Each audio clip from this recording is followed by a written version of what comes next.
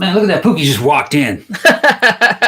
She knew that we were going live. She was just kind of like, hey, what are you got in here? You left me all by myself. Yeah. Yeah, turn that shit off. Turn that shit off. Well, no, I won't be able to see the comments. Won't be able to see the comments. Okay. Well, you'll be able to see them. I can tell you like what they're saying. Okay. Hey, everybody. It's Saturday, and we decided we haven't watched any new movies, so we couldn't do a matinee show yet. We got to watch some new movies tonight, I guess. We can do a matinee tomorrow live. So we decided to just do a Sidetracks because there's a couple little things that we wanted to talk about. So one of the first things I wanted to talk about, remember, like, this was probably like last year sometime, but I said that I was consolidating a lot of my fiction and I was doing like audiobook versions of it and all this other kind of stuff. And I actually did manage to get the Associated Villainies, my 2011 book. I actually did manage to do a second edition of that and do an audio version of that and get that up. But then while I was working on the second one, Hopeful Monsters, I kind of got sidetracked by all these other projects and I didn't get to it. But then like the other day, I was like looking through all the stuff because I'd been recording some of the stories for the Witching Hour and stuff. And I was just kind of like, well, shit, I only have like 2 or 3 stories left to read on that. And then the audiobook will be done. So I'm really into like really crack down and get, the last stories recorded and edited, and then get the second edition, like the print and the ebook put up, and then subsequently put the audiobook up. Because the audiobook usually takes like 2 or 3 weeks, like after the print goes up. So that'll be a new thing that I have going on. So after we finish recording this, I might like actually do some recording and maybe try to finish editing it tomorrow. I also, we got a whole bunch of people. Yay. Nico, got Bee's Nest, got Dom the Bomb. Got Deborah, Mango Badger, Maria, Sandra, Tammy, and Melissa. How you guys doing? Hey, everybody. Yeah. Nice to see y'all. All right. Yeah. We got kind of updates and stuff going on, don't we? Yeah. Somebody told me, I think it was Sandra actually, that she told me this morning that there had been yet another update in the Vallow Daybell case, which we did. I think the last time we did a Sidetracks, we talked about that they had actually found the bodies, unfortunately, of the Tylee Ryan and JJ Vallow, who disappeared last year or the year before. Now I guess the authorities have put out now, because like I said, Chad Daybell and Lori Vallow are still in custody, although neither of them have been charged with murder yet. Lori Vallow is in there for like child abandonment and various other things. And Chad Daybell is in there for hiding evidence, essentially, since the bodies were found in his backyard. So the information that they've just released today was that the reason that they knew to look in Chad Daybell's backyard for the bodies was that they had been investigating pings on Alex Cox's cell phone. And they thought it was very weird that these pings were coming from like the backyard and all this other kind of stuff. So that's how they knew where to look. So it does seem like Alex Cox, who is Lori Vallow's brother, he is deceased. However, he was one of the main suspects. And well, he actually did shoot like one of their family members, right? But he got away with it because it was like self-defense. And then Chad Daybell's first wife also died, which was also very suspicious. So I think that they're operating, from what I could determine, they seem like they're operating under the assumption that Alex Cox was kind of these two crazy people's like hitman, I guess. Yeah. He was like the dude that they went to like when they wanted someone dead or out of the way or whatever. Every time you say Cox, man, Zachary's out there fucking jumping up, going Freddie Mercury on me. Oh, we should talk about that too, because we watched that documentary. Deborah's out there saying, I love you guys. We love you too, Deborah. Oh, we love you too. Yeah, you guys are like all our best commenters, man. It's like making all these fucking funny ass comments. Trying to get me to say crazy shit. I know you guys. I know how you guys fucking work. You say crazy shit to try to get me to say crazy shit because I'm gonna try to up the ante. I'm gonna try to top it. I when I come off the stream, I have to have said the craziest shit. It's gotta be crazier than anybody else's shit. He has to keep like doing. I gotta stay on top of it. You were mostly I don't know. I don't want to say that. I was tested. I know. You did good, though. Yeah. You stayed pretty, because we recorded, like, the main episode last night. It's another true crime episode, but I'm not going to say, like, what it is, because I don't want to spoil the surprise for everybody. But it's going to go up on Tuesday, like, regular. Now, we said on that show that, as I said, the live streams have been working out well with the Sidetracks and with the matinees. That seems like to be the best thing to do for live stream, but I still do want to do at least 1 or 2 episodes, like, regular episodes every month as a live stream. It will probably be on a Friday night or a Saturday night, depending on what else we got going on or anything like that. But this one that we've already recorded it, so it's going to go up on Tuesday. We recorded it last night. But yeah, so this dude, so Alex Cox's cell phone apparently, they had like tracked it as being in Chad Daybell's backyard at like 9:21, and it's like he seemed like he was always there, like the last day that the kids were seen. And then he came up with this weird story that he texted them and said there was a raccoon in the backyard and he had killed it and buried it in the pet cemetery. Damn. And then he said stuff like, "Where's that raccoon?" Hey, there's a callback. Yeah, where's that raccoon? If anybody's fucking Mango Badger's out there saying that the girl was dismembered and fucking burned. They haven't, you know what I mean? It's like I was reading because there was an article on CNN. There was one like in a couple of other ones. And they all said pretty much the same thing. But as far as I know, unless they've updated it like in the last couple of hours, they haven't exactly said how the kids died, like what the cause of death was. So it's clearly it's not good. It's, you know. Tammy's trying to get me to take my shirt off again. It costs money to get my fucking shirt off.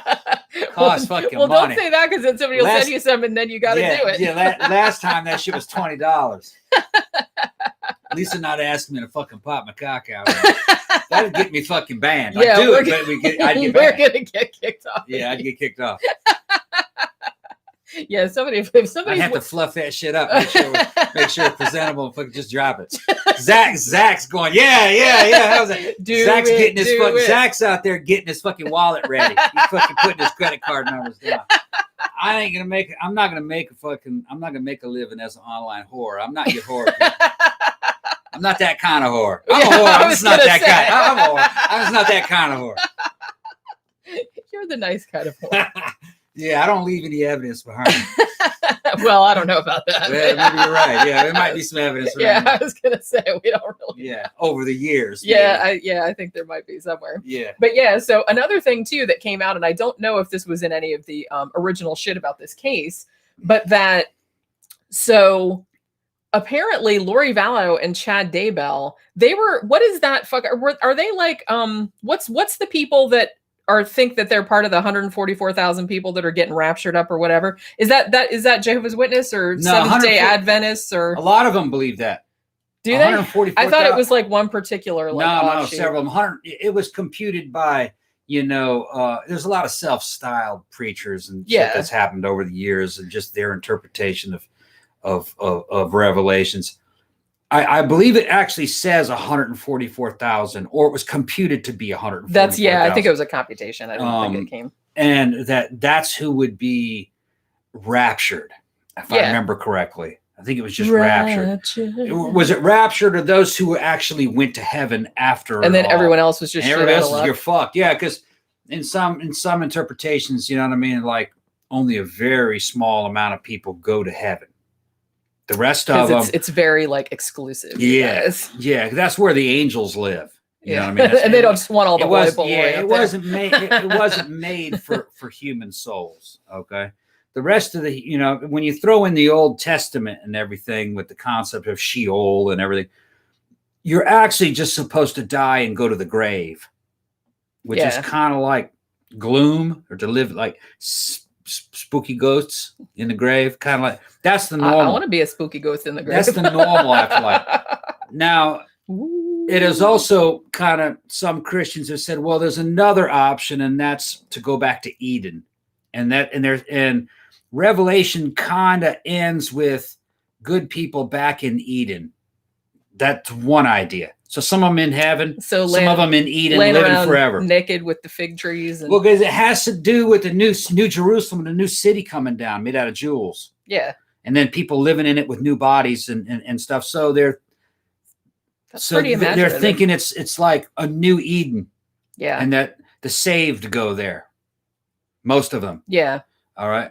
Most of the saved go there. Some of them go to heaven, but most people throughout history go to Sheol.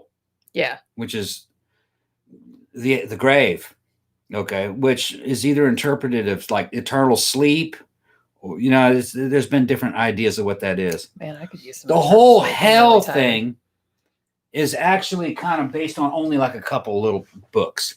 Well, that's kind of a later extrapolation. Yeah, or one of the extrapolation. prophets fucking is able to talk to somebody who's dead, and that person is in hell and asks for a little bit of water. That's one thing where they say, well, there's a hell there. And then there's also a lake of fire that the dragon is cast into.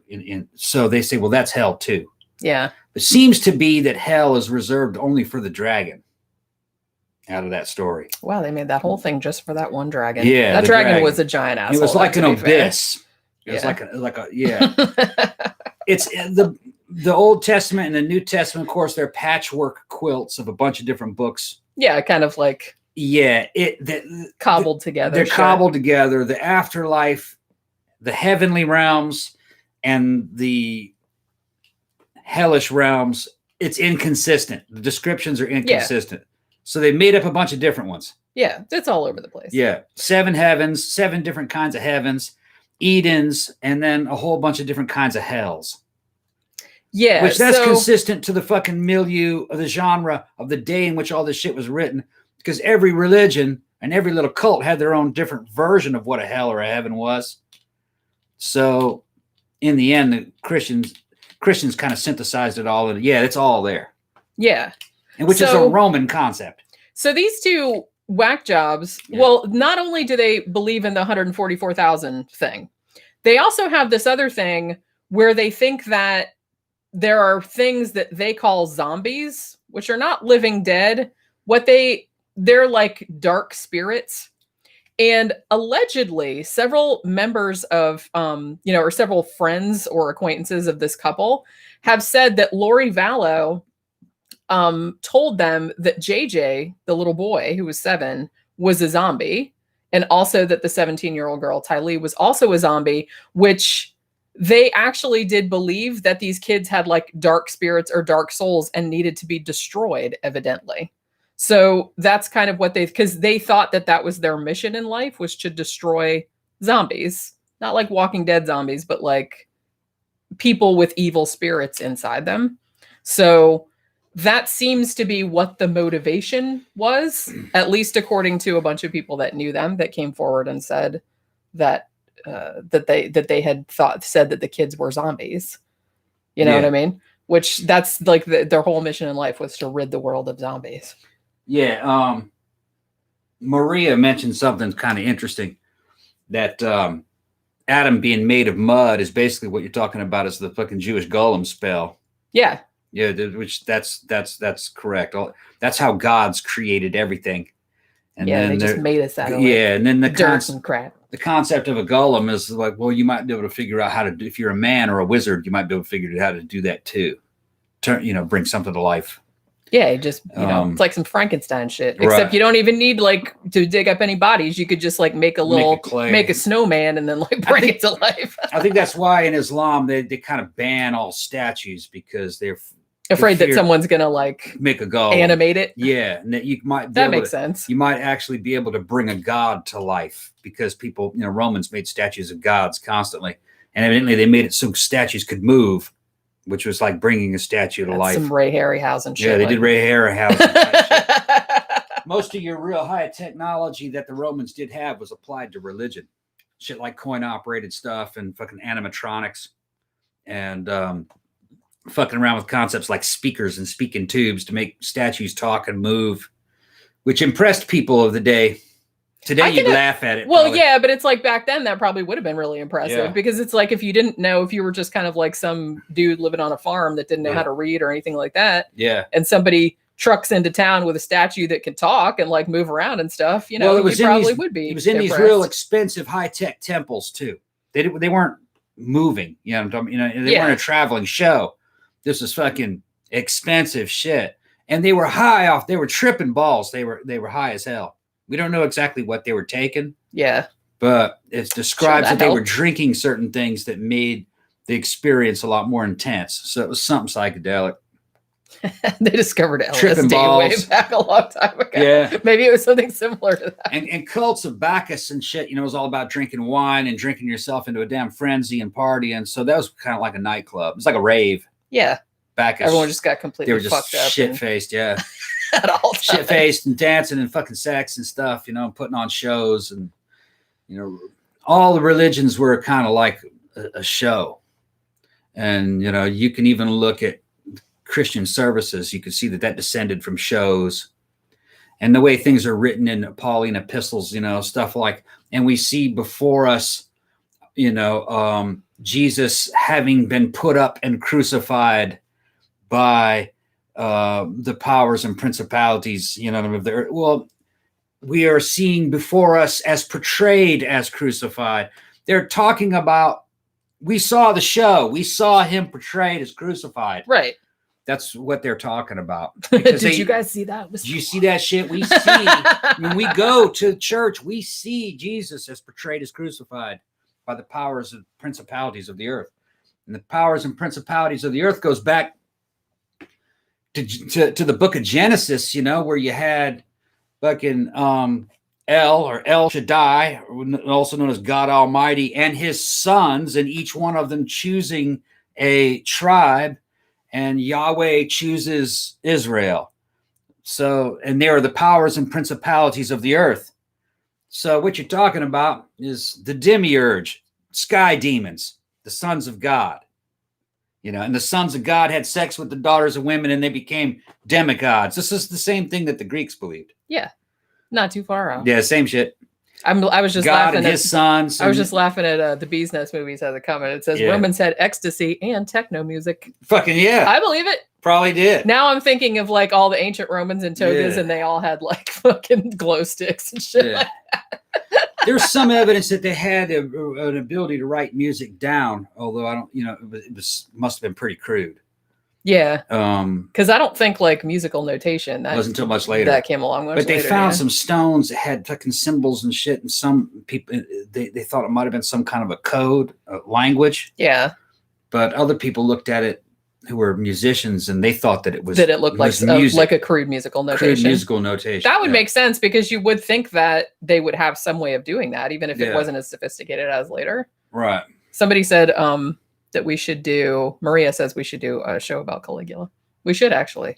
Yeah. We haven't done Caligula yet, did we? We did we did like the Lucasta, the Poisoner, and like some other Roman stuff, but we didn't do Caligula. Was fucking weird because, you know, his uncle Tiberius had him as a sex slave out there on the fucking island of Capri, and that's how he grew up, you know, watching little kids being thrown off of damn fucking cliffs when they were acting bad. He had a little bit of a traumatic childhood. And you know, his whole family had been wiped out by Tiberius. He was kind of kept as a pet. And Caligula ended up inheriting the fucking throne of fucking the Roman Empire. That's a fucking dangerous situation to fucking give power to somebody like that.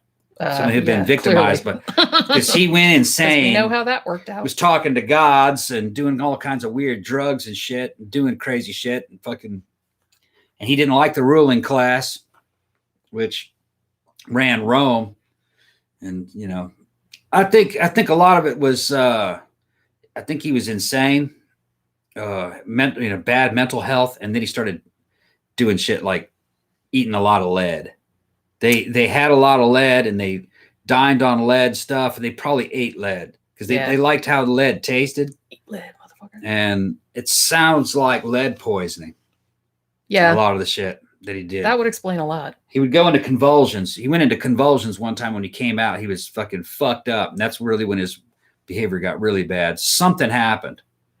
I think it might have been lead poisoning, and maybe he had some brain hemorrhages, and it burned out certain parts of his brain. Then he started was he the one with the party barge? Yeah, he made a party barge. He had 2 party barges. Yeah. They were badass. Yeah, they were gigantic. Yeah, Mussolini found them when he drained the fucking lake. Yeah, that's right. I remember seeing a documentary about that. Yeah, and you looked at them, and like the fixtures and the plumbing, and it looked like something out of the 1920s. You know, they had very, very good technology, much better than people think. Yeah. And the ability to fucking cast things. They probably mass-produced things. They definitely mass-produced plumbing pipes and stuff. And they seem to have mass-produced certain chariots. If they'd had gunpowder, they would have been able to easily mass-produce guns. They just didn't have gunpowder. Yeah. They were on the verge of a industrial revolution, but what held them back was their economy was kind of slave-powered. So there wasn't any need for any labor-saving devices. You could just put Germans in the field and work them. It was a lot cheaper than making a machine. And because they were insourcing all the labor, or outsourcing the labor to slaves, it fucked up the Roman economy. There was no middle class, and their veterans weren't getting their fucking paychecks, which caused a bunch of outbreaks of fucking civil wars. Very similar to the United States outsourcing all the jobs to China. It's a common thread. It's a common theme of the rich trying to get richer by eliminating its own population. Yeah. That way they would sidestep labor unions. And but had they not taken a bunch of German slaves and kept them as workers, they probably would have made labor-saving devices, which that would put us 2,000 years ahead in technology today. Yeah. They were on the verge of it. They were kind of mass-producing wheat and grains, making flour. Such are the vicissitudes of history. They needed a train system. They had steam power, but they needed a train system to have rapid response for forward attack and rapid transit of fucking materials. But they built aqueducts and built roads, but for some reason never applied steam power to vehicles, which you'd think that would have made like a big huge. That would have made a huge difference. Yeah, that would have been a big step forward. They would have held together a lot longer if they'd had trains. And really, they weren't that far from understanding, because they could electroplate a little bit. They really weren't that far from the telegraph. And if they had that, then you'd have mass transit and mass communication, and you'd have fucking telecommunications, and that would have fucking made Rome survive. It would have survived. Yeah, world would have been a lot different today. I wonder if anyone's ever written like an alternate history. And the reason why it failed, greed. Yeah. Greed in the ruling class. That always fucks. That's what did it. Gotta say. Yep. I wanted to, I know this is kind of like out of left field, but I just saw this little story today, and this kind of, I don't know, this kind of like warmed the cockles of my heart. Oh man, that sounds nasty. He's got cockles. Just because I like a little story about some little guys that are like, man, I'm just gonna do this thing, and they were able to do it. Like, especially like, considering like not really taking advantage of kind of a shitty situation, but sort of. So it's these two guys, Christian Nilsson and Eric Tabak, I guess is how you pronounce it. He's a YouTuber, and they wondered, they're like, since a lot of movie theaters are closed or like really diminished capacity because of coronavirus, it's like, I wonder, could we like just make a zero budget horror movie and get it into a theater and make it be the #1 movie for at least one day? They just wanted to do that. So what they did, they were like, okay, so I guess there's some kind of thing where if you're like the distributor of a movie, like, I don't know if you get like a certain amount, or I don't know how it works or anything like that. But they said, well, what we wanted to do was we wanted to just like have one theater and rent it out and show our movie, even if nobody's there. We're just going to buy all the tickets ourselves, and we just want to see if we can get to like the #1 spot in America, like on the movie rankings. So what they did was they didn't even have a movie. This wasn't a thing where they had like made a movie and they're just like, we're going to show it in the thing. They hadn't even made a movie. They just wondered if they could do it. So what they did was they spent a week and they made a half-hour horror film, and it's called Unsubscribe, and it takes place entirely over Zoom. They just got like they had like a couple of actors, I think one guy that was in Ozark, that show that's on Netflix, and a couple of other YouTubers they knew. So they just basically got everyone together on Zoom and I haven't seen it, so I don't know if it's any good, but like he wrote it and filmed it in like a week, and they just did it all over video chat. And then, so he makes the movie. Then they pooled a bunch of their money together, rented one theater in Long Island, and bought every single ticket. And that ended up being a one-day, $25,000, theater. Like it was like, that was like the take for that day. And indeed, it was just a Wednesday. It wasn't like a weekend or anything like that. But indeed, Unsubscribe, a half-hour movie made for like nothing, was the #1 movie in the United States on that particular day, just because they wanted to see if they could do it. You can also, like I said, you can also rent it on Vimeo, apparently. I think, like I said, it's only half an hour long, but it costs them like nothing to make. But I just thought that was so funny. And honestly, it cost them money, I guess, in the end. But I'm imagining that the publicity around it will make more people rent it. So maybe it was a smart idea after all. Maybe it was just kind of like an investment that they decided to make. You know what I mean? So I just thought that was like a very funny thing that they wanted to see if they could do it since most of the theaters were closed. And, so they just got in under the radar, which I thought was very funny. Another thing we could talk about very briefly if you want. For free on YouTube, because we were like kind of going through looking for shit that was free on YouTube to watch.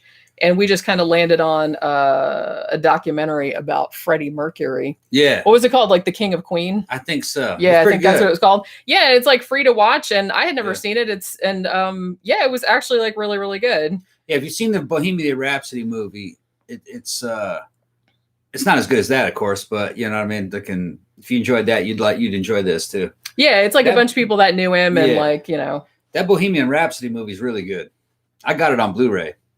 Yeah. Yeah, it was really good. We saw it a couple times in the theater, I think. Yeah, when they reenacted that concert from the Live Aid, man, it was just like fucking Freddie Mercury.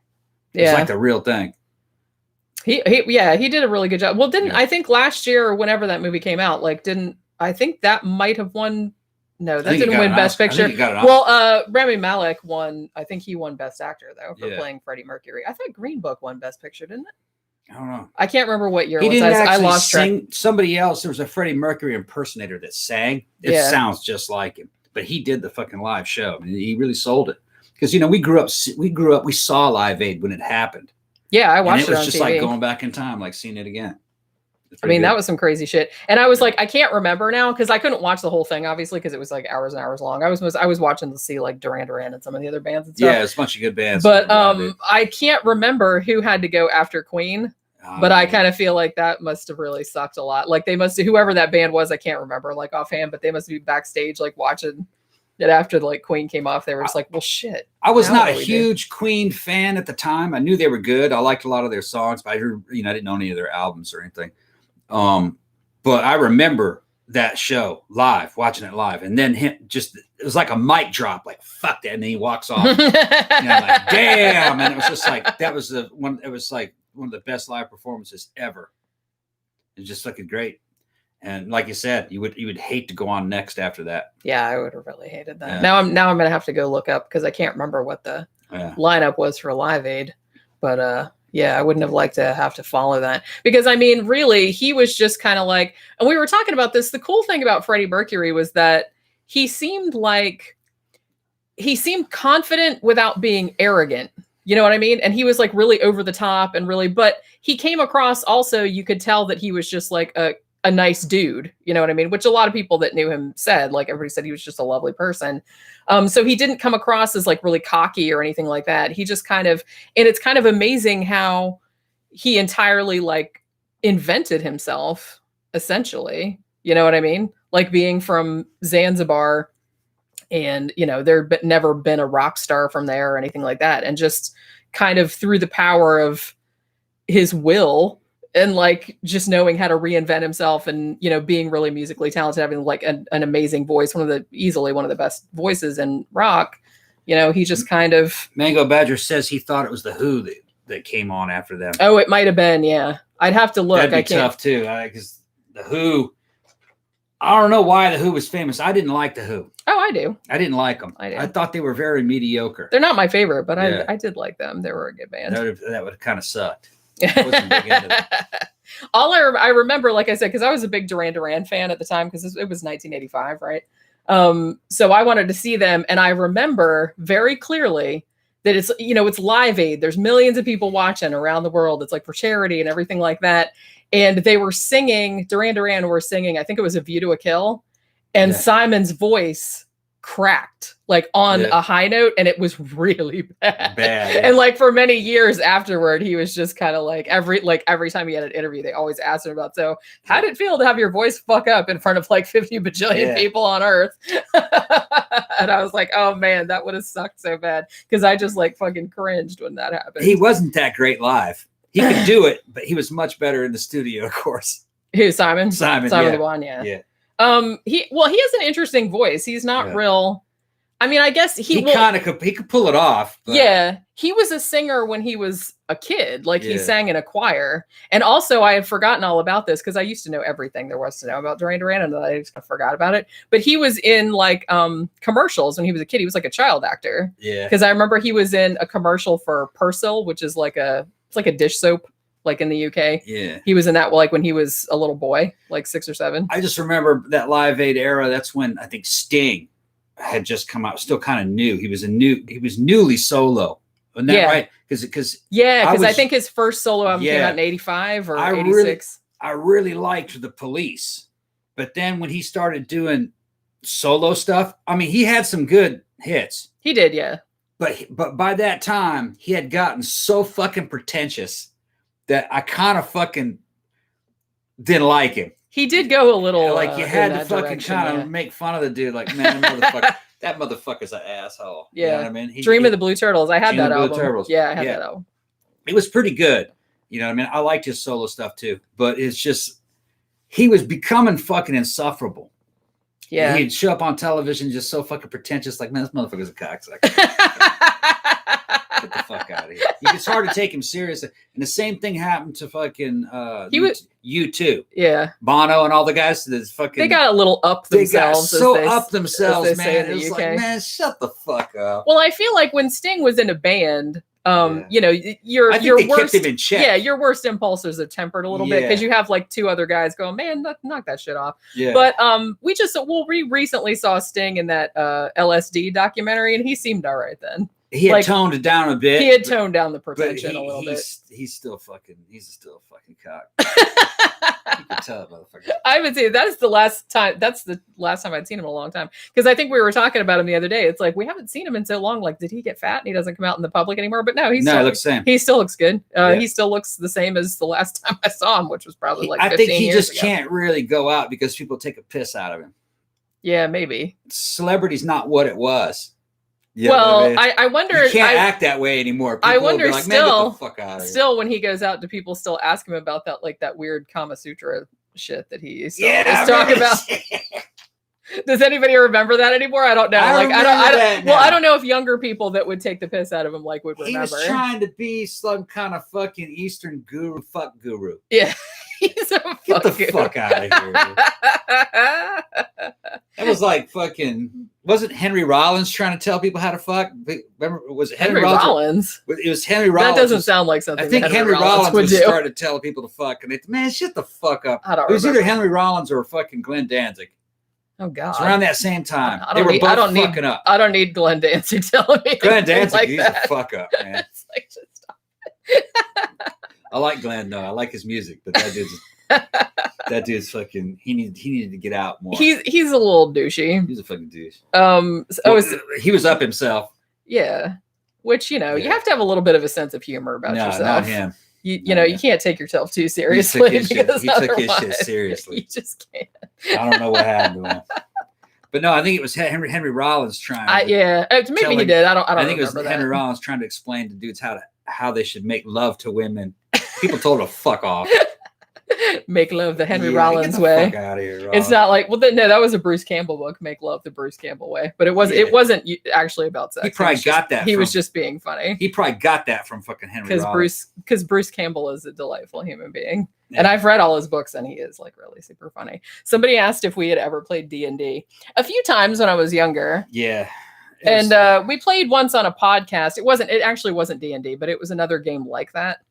That was back in the very early 80s. I'm getting too old to like remember like because there's too many rules, man. It's just like, well, now it's like 6 points for that and hit points for that. And it's like, what? I don't.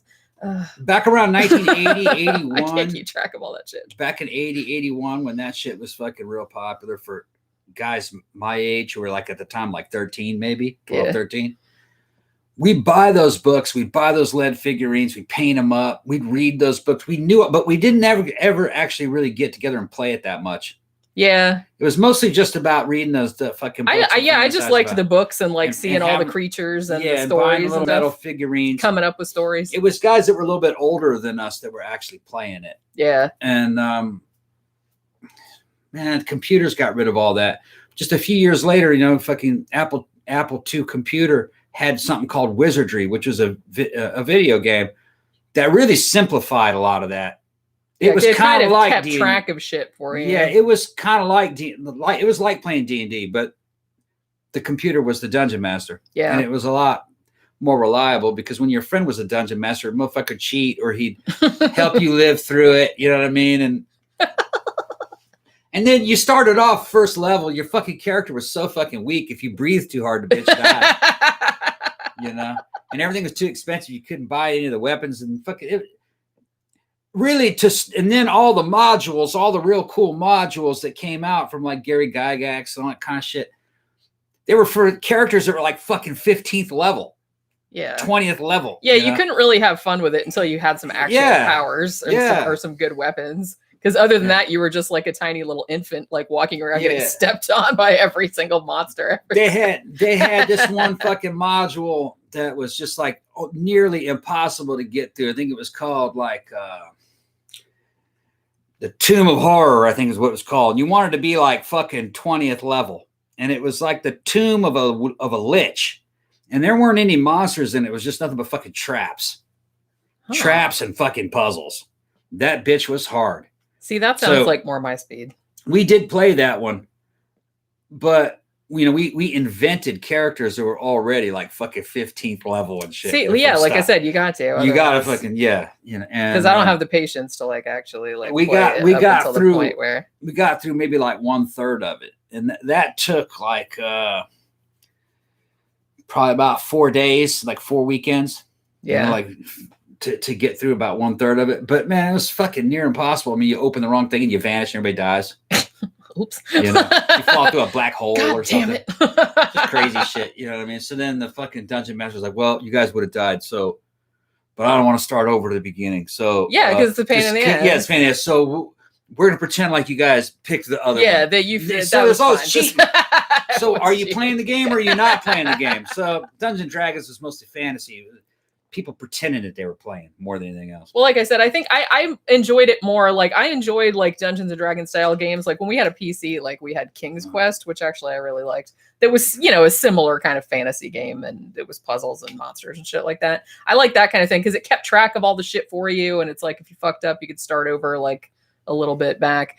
Zach said that he had actually made a indie horror movie about D&D players, and somebody said something about because the 80s, like Dungeons and Dragons, and somebody said, I heard in a chick track that Dungeons and Dragons is really bad. Yeah, it was like really part of the Satanic Panic thing, which I didn't even do that on purpose, like wearing this shirt today.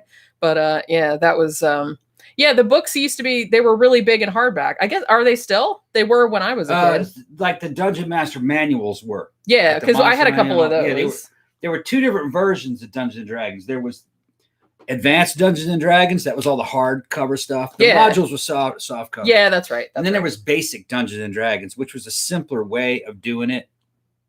And I knew both ways. Yeah.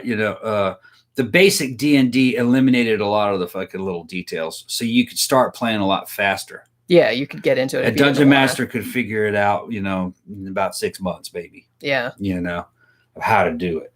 And it was weird because, they were kind of amateurishly written. The rule books. So you had to read the entire book before you could kind of compile how that game worked. Yeah. You know what I mean? It didn't really explain it as it went. They weren't really well written.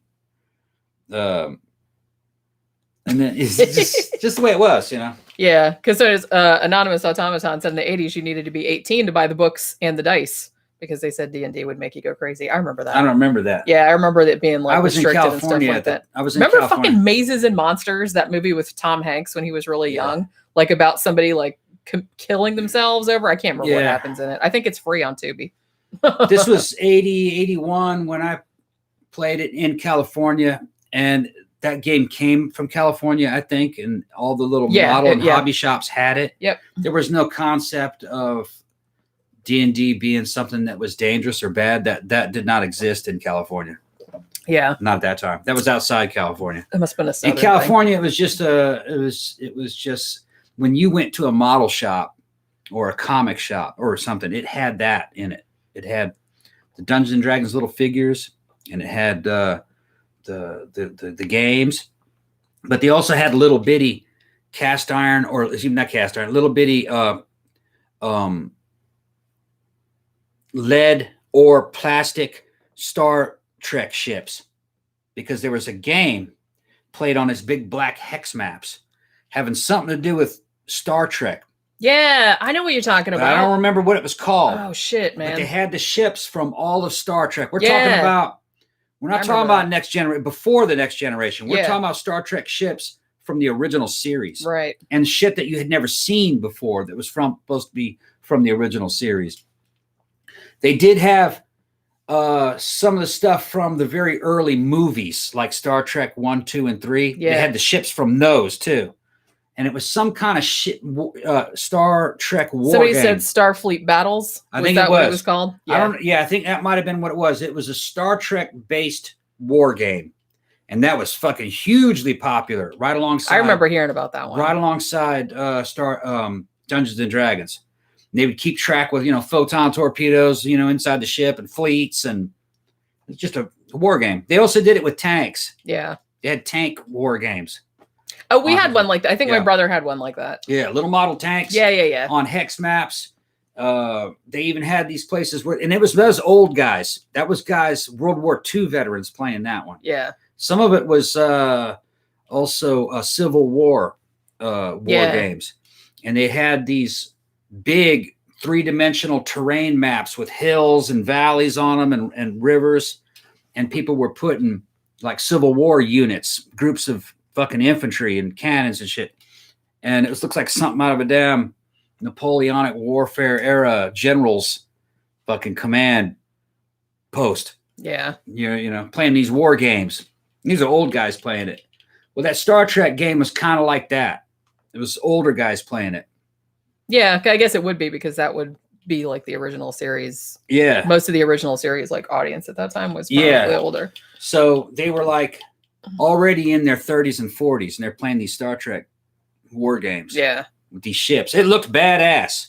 The little ships that they bought. I remember seeing it. They paint them up and everything. They looked great. Little bitty models. Somebody asked what the name of the hobby store in the 80s and 90s that also sold D&D stuff. Was it Huntington's or something like that? Yep, Huntington's. It was in Huntington's Mall. Yeah. In right outside LA. Yeah. I think it was called Huntington's. That's right. And next to it was Lakewood Skate Park. Ah. And that's where I used to skate there. Yeah. With skateboard. Oh, okay. Yeah. Well, it's in that same area. Trip down memory lane. Yeah. It was in a mall. Yeah. But you didn't have to go into the mall to access it. It was like, the door, you could access it from the outside of the mall, from the parking lot. I don't remember. It might have been called Huntington's. Yeah. I think so.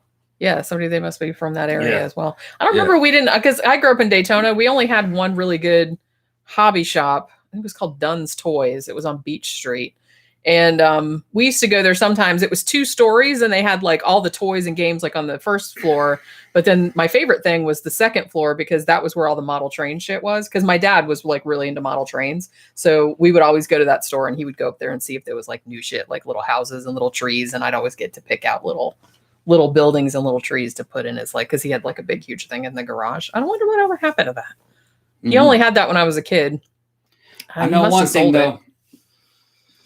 That place where they were selling all that D&D stuff, that was the first time I'd ever seen shit, what's the name of it? The artwork from like all those Conan stuff. Oh yeah, okay. What was his name? Frank Frazetta. Frank Frazettas. They had Frank Frazettas everywhere, and my mind was fucking blown. Yeah. And they were selling like lead statues and statues of fucking Conan with fucking like real super like voluptuous nude fucking women and shit. It was a great time. Yeah. There was no cancel culture back then. None of this bullshit. If it was fucking sexy, it was there. They didn't give a shit. Well, they still got that in comic book stores. They still got it. Now. They probably still got it, but it was just. I think they're trying. Actually, no. I think they're even trying to get rid of anime because it's too sexual. They're trying to cancel that. I haven't heard it. Remember the old? Well, I mean, I've been keeping up with it. They're trying to get rid of all that shit. That's not gonna happen. I don't think it's gonna happen. But they're trying to get rid of it. Those boobs are too big. That's what they're saying. Those boobs are too big. Women shouldn't look like that. Okay. That's what they say. Every woman's got to be flat. That's what they're saying. I'm gonna send you in there to fucking dispel that myth. Well, I can't help the way the movies are. All right. So do you want to wrap it up? We've been going for like 45 minutes, and I think it's starting to because it's Saturday and I still got to do some recording before it gets too late in the day. They're trying to get rid of ring girls and UFC. There's all kinds of shit they're trying to get rid of. Starfleet battles, yeah. Yeah. Panzer Blitz was that other one that he was talking about. That must have been one of the... I think it was called Huntington's. That sounds right. Yeah. See, you probably remember. It's been a long time. I was a kid, Yeah. And I think it was in Lakewood. Because near it was Lakewood Skate Park. Yeah. Which is probably gone now. I remember. And it had bowls and tubes and fucking snakes and shit. Yeah. You could get in there. It's pretty neat. I don't think Daytona had a skate park until fucking maybe the mid 90s or something like that. Maybe the early 90s. I can't remember. They took away She-Ra's curves. Yep. I didn't even know they did a She-Ra series on Netflix. They're getting so fucking uptight that they're trying to desexualize everybody, all the men and all the women. They're all just going to look the same. You're going to look like a little drone, like something out of damn. What was that fucking science fiction movie where they all had little numbers, A, B, and C, and D negative, and fucking, and the worker drones were fucking Brave New World. Brave New World, yeah. Yeah, the worker drone people, I think they were called D negatives. Well, no, they were just they were like caste systems. I think they were just A, B, C, D, and E. I thought. Yeah. Well, some of them are like some of them were like in the book. I think if I remember correctly, were asexual. I can't remember. It's been so long. I read that in high school, and I haven't read it since then. Yeah, that's what they want everybody to be. Where they're not neither male nor female, just a drone. They can try to make us drones. I'm too old to be worried about you that. Too, yeah, shit right. Yeah, now. They're not going to worry about me, I'm sure. Yeah. All right. All right. We're going to wrap it up for Saturday. We'll be back again tomorrow. We'll probably do a matinee. We'll find a new movie to watch tonight and review it tomorrow. Probably about the same time because it seems to be a good time for us to do it. It's about 2:00 in the afternoon, at least on Eastern Standard Time. So we'll see you guys again tomorrow. And thanks everybody for coming by.